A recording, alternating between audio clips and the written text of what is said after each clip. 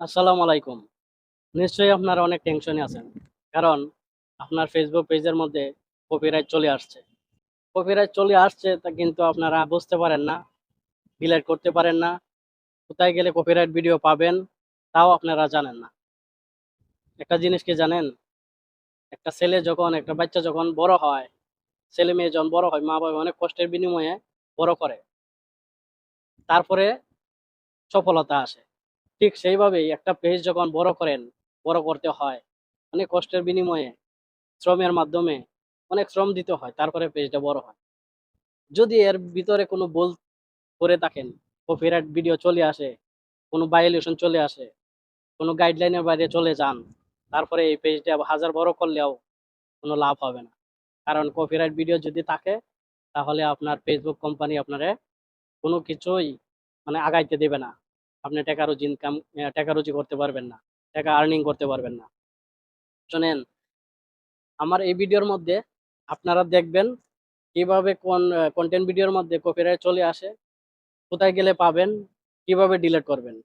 আমার সম্পূর্ণ এই ভিডিওটা দেখুন, তারপরে বুঝবেন। টেনে টেনে দেখবেন না, টেনে টেনে দেখলে আপনি কিছুই বুঝবেন না।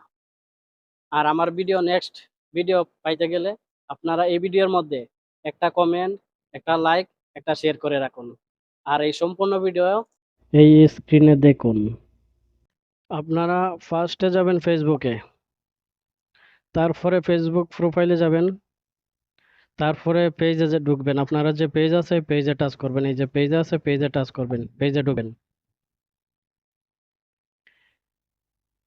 পেজে ঢোকার পরে প্রথমে আপনারা ফেসবুক পেজে প্রোফাইলে যাবেন, তারপরে দেখবেন এখানে সি ড্যাশবোর্ড, সি ড্যাশবোর্ডে যাবেন, তারপরে আপনি আস্তে আস্তে নিচে যাবেন, নিচে যাবেন, নিচে যাবেন। এখানে লেখা আছে পেজ রেকমেন্ডেশন, এই পেজ রেকমেন্ডেশন যাবেন, তারপর যাবেন পেজ স্ট্যাটাস, এই যে পেজ স্ট্যাটাস, এখানে টাচ করবেন। আপনার পেজে যদি কোনো সমস্যা থাকে তাহলে হলুদ না হয় লাল চিহ্ন থাকবে, এখানে আমারটা গ্রিন, আমারটা কোনো সমস্যা নাই। পেজ হ্যাজ নো ইস্যু, আমারটা কোনো ইস্যু নাই। এই যে পেজে আমারটা কোনো ইস্যু নাই, ঠিক আছে। তারপরে আপনি বেগে যাবেন, বেগে যাবেন, বেগে যাবেন, আবার বেগে যাবেন, পেজে ঢুকবেন, পেজে সেটিংয়ে ঢুকবেন, তারপরে এখানে লেখা আছে ক্রিয়েট সাপোর্ট, ক্রিয়েট সাপোর্টে ঢুকবেন, টাচ করবেন।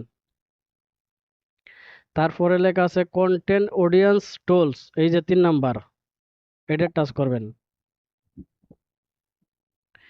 তারপরে যাবেন রিলস, এই যে 2 নাম্বার, এটা টাচ করবেন।